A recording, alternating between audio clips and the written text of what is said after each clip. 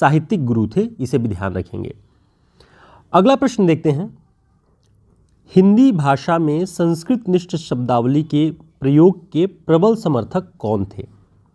Option Ishwarchand Vidyasagar, Bharatendu Harishchandra, राजा शिव प्रसाद सितारे हिंद, राजा लक्ष्मण सिंह। तो इसका सही उत्तर क्या है? इसका सही उत्तर है राजा लक्ष्मण सिंह। हिंदी भाषा में संस्कृत निष्ठ शब्दावली के प्रयोग के प्रबल समर्थक थे राजा लक्ष्मण सिंह। राजा शिव प्रसाद सितारे हिंद के बारे में हमने ऊपर बात की कि ये भारतेंदु हरिश्चंद्र के साहित्यिक गुरु थे, लेकिन राजा शिव प्रसाद सितारे हिंद हिंदी भाषा में अरबी फारसी के स्वतंत्र प्रयोग के पक्षधर थे। तो एक राजा शिव प्रसाद सितारे हिंद जो उर्दू अरबी फारसी के प्रवर्तक थे, यानी कि प्रयोग के माने जाते थे, और राजा लक्ष्मण सिंह संस्कृत निष्ठ शब्दावली के बारे में। तो ये दोनों बातें ध्यान रखेंगे।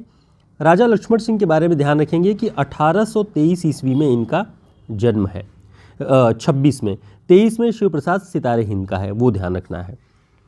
इन्होंने कालिदास की रचनाओं का हिंदी अनुवाद किया। किसने? राजा लक्ष्मण सिंह ने। शकुंतला 1862, रघुवंश 1878, मेघदूत का 1882 में हिंदी अनुवाद किया। ये बात ध्यान रखें, कई बार ये प्रश्न बन जाता है कि कालिदास की रचनाओं के अनुवादक कौन कौन थे, कौन नहीं थे, इस तरह के प्रश्न बनते हैं, तो आपको राजा लक्ष्मण सिंह का नाम ध्यान रखना है। अगला प्रश्न है, प्रेमचंद की किस कहानी में न्यायप्रियता के आदर्श को स्थापित किया गया है? ऑप्शन पूस की रात, कफन, पंच परमेश्वर, ईदगाह। तो इसका सही उत्तर क्या है? इसका सही उत्तर है पंच परमेश्वर। प्रेमचंद की कहानी पंच परमेश्वर में न्यायप्रियता के आदर्श को स्थापित किया गया है। दोस्तों, इस तरह के सभी प्रैक्टिस सेट और वन लाइनर प्रश्न आपको हमारे इस हिंदी साहित्य के शॉर्ट नोट्स में मिल जाएंगे। और उत्तर प्रदेश असिस्टेंट प्रोफेसर भर्ती परीक्षा के लिए जो ये हमारा गद्य रचनाओं पर आधारित नोट्स है, इसकी जो डिस्काउंट ऑफर है, इसका आज लास्ट डेट है।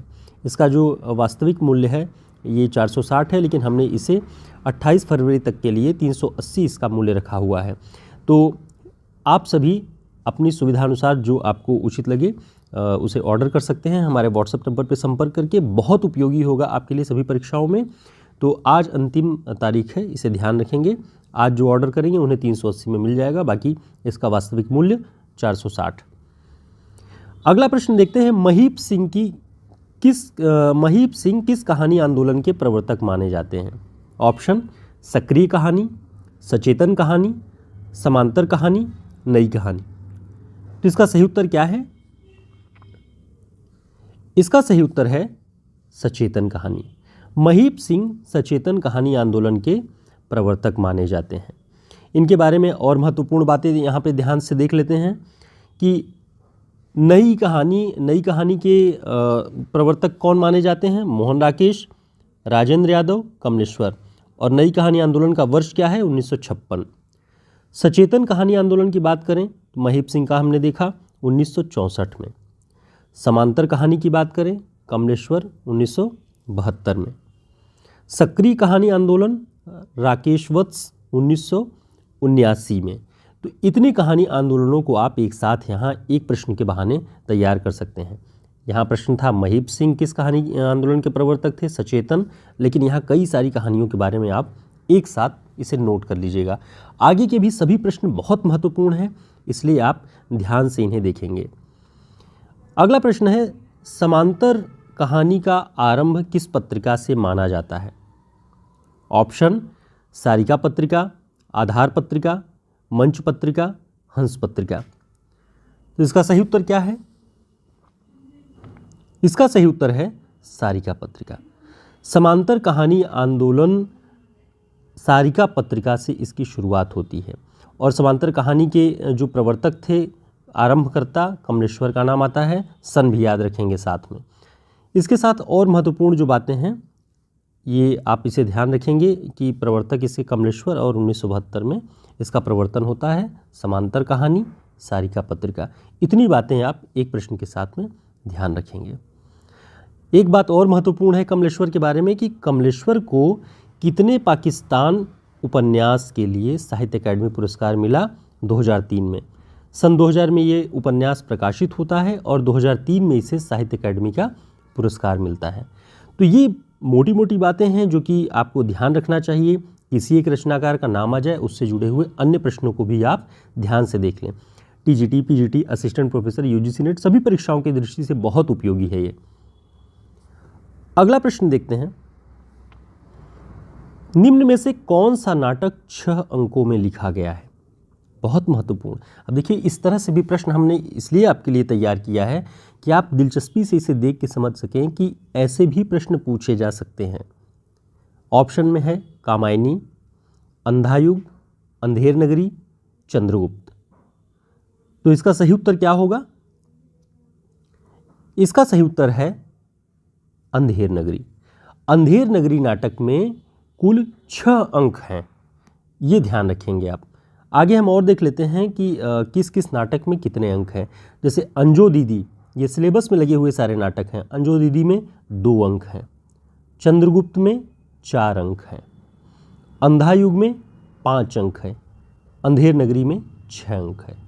तो इन सारे नाटकों का कभी क्रम भी पूछ सकता है कि अंकों के आधार पर इनका जो क्रम है उसे व्यवस्थित कीजिए।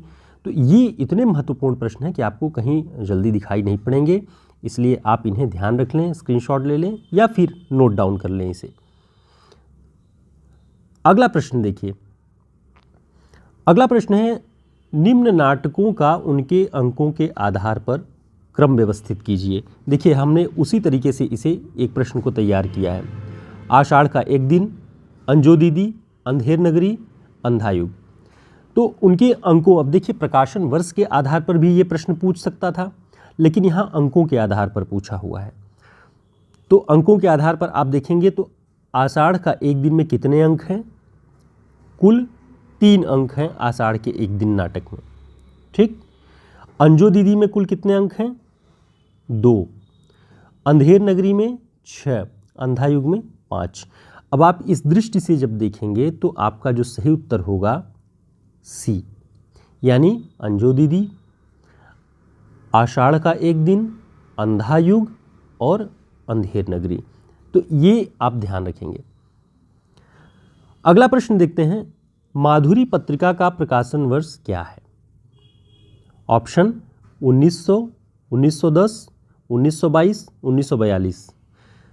तो इसका सही उत्तर है 1922। माधुरी पत्रिका का प्रकाशन 1922 में होता है और इस पत्रिका के संपादक कौन थे? दुलारे लाल भार्गव। ध्यान रखेंगे, ये पत्रिकाओं से संबंधित इस तरह के प्रश्न भी पूछ लिए जाते हैं।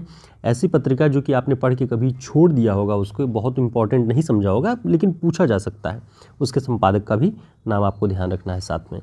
दोस्तों, हमारे प्रयास आपको किस तरह लगते हैं और जो भी आपके सुझाव हों आप कमेंट बॉक्स में ज़रूर बताएं। और अगर आपके लिए उपयोगी है ये कक्षा तो चैनल को सब्सक्राइब कर लें, वीडियो को लाइक कर लें ताकि हम जुड़े रहें। अगला प्रश्न देखिए, भावों की भिड़ंत नामक ऐतिहासिक लेख का विवाद क्या था? ऑप्शन, निराला की कविताएं रविंद्रनाथ ठाकुर की कविताओं की नकल हैं, प्रेमचंद ने शरचंद के साहित्य की नकल की है, बिहारी और देव में कौन बड़ा है, अनस्थिरता शब्द को लेकर उठा विवाद। तो इसका सही उत्तर क्या है? इसका सही उत्तर है निराला की कविताएं रविंद्रनाथ ठाकुर की कविताओं की नकल है। भावों की भिड़ंत नामक ऐतिहासिक ये जो लेख बहुत प्रसिद्ध हुआ, इसका विवाद यही था कि निराला पर आरोप लगाए गए कि रविंद्रनाथ ठाकुर की कविताओं की नकल हैं बहुत सारी कविताएं निराला की। अब इसके बारे में हम देखते हैं कि यह विवादित लेख प्रभा पत्रिका में प्रकाशित हुआ। इसका प्रकाशन कानपुर से होता था और बालकृष्ण शर्मा नवीन इसके संपादक थे। तो प्रभा पत्रिका के संपादक कौन थे? बालकृष्ण शर्मा नवीन। और कहाँ से प्रकाशित होती थी ये पत्रिका? कानपुर से। तो इतनी बातें आप एक प्रश्न में पा जाते हैं। तो ये चीज़ें आप ध्यान रखेंगे तो आपकी जो तैयारी है वो आसान हो जाएगी। अगला प्रश्न देखते हैं, आत्माराम की टेंटे और कल्लू अलहैत नामक जो ये प्रसंग है वो किनके बीच में साहित्यिक विवाद था जिसकी वजह से ये चर्चित हुआ है? आत्माराम की टेंटे और कल्लू अलहैत। ऑप्शन, महावीर प्रसाद द्विवेदी और बालकृष्ण भट्ट, रामविलास शर्मा और नामवर सिंह, बाल मुकुंद गुप्त और महावीर प्रसाद द्विवेदी, भारतेंदु और प्रताप नारायण मिश्र। तो इसका जो सही उत्तर है वह है बाल मुकुंद गुप्त और महावीर प्रसाद द्विवेदी। ये साहित्यिक विवाद आत्माराम की टेटे और कल्लू ललित वाला जो ये प्रसंग है, ये बाल मुकुंद गुप्त और महावीर प्रसाद द्विवेदी जी के बीच साहित्यिक विवाद है। इसका प्रसंग क्या था वो हम ध्यान से देखते हैं कि महावीर प्रसाद द्विवेदी के निबंध भाषा और व्याकरण में प्रयुक्त अनस्थिरता शब्द को लेकर विवाद उठा। बाल मुकुंद गुप्त जी ने आत्माराम नाम से कई सारे लेखों की एक श्रृंखला चलाई और महावीर प्रसाद द्विवेदी जी के का खूब आलोचना की उन्होंने, बाल मुकुंद गुप्त जी ने। उसके उत्तर में महावीर प्रसाद द्विवेदी जी ने सरगो नरक ठिकाना नाही शीर्षक से लेख लिखा कल्लू अलहित नाम से। तो कल्लू अलहित नाम से किसने लेख लिखा? महावीर प्रसाद द्विवेदी ने। कौन सा लेख? सरगो नरक ठिकाना नाही। और किस लेख को केंद्र में रख के विवाद ये उठा? भाषा और व्याकरण। बहुत सारी बातें हैं, इसे स्थिर होकर आप देखेंगे तो एक ही प्रश्न से कई सारे पॉइंट आपके तैयार होंगे कि महावीर प्रसाद द्विवेदी जी का निबंध था भाषा और व्याकरण, इसके अनस्थिरता शब्द को लेकर विवाद उठा। विवाद उठाने वाले थे बाल मुकुंद गुप्त। प्रत्युत्तर में महावीर प्रसाद द्विवेदी जी ने लिखा सरगो नरक ठिकाना नाही। तो इतनी बातें आपके तैयार हो जाएंगी केवल एक प्रश्न से। तो बहुत ज़्यादा सवालों की श्रृंखला न लेकर हम बहुत कम प्रश्नों के साथ अधिक से अधिक जानकारियाँ यहाँ हम इकट्ठा कर सकते हैं। तो फिर से जिन लोगों ने सूचनाएं नहीं देखी हैं उनके लिए कि यूपी हायर का गद्य रचनाओं का जो ये पाठ्यक्रम में शामिल रचनाएं हैं उन पर आधारित हमारा ये नोट्स वन लाइनर और प्रैक्टिस सेट है। इसमें 250 लगभग प्रश्न हैं, ऑब्जेक्टिव प्रश्न और वन लाइनर सभी रचनाओं पर जो महत्वपूर्ण कथन हैं, जो उसमें इम्पॉर्टेंट चीज़ें हैं, वो सब एक जगह कलेक्ट हैं। और 28 फरवरी यानी आज इसका अंतिम दिन है ऑफ़र का। आज आपको 380 में मिलेगा। इसके बाद इसका जो वास्तविक मूल्य है वो 460 है। तो आप सभी हमारे व्हाट्सएप नंबर पर संपर्क करके इसे ऑर्डर कर सकते हैं। दोस्तों फिर मिलेंगे एक नई क्लास में एक नए प्रैक्टिस सेट के साथ। तब तक के लिए नमस्कार, शुभकामनाएं और इसे रिवाइज़ कर लीजिएगा आप लोग। धन्यवाद।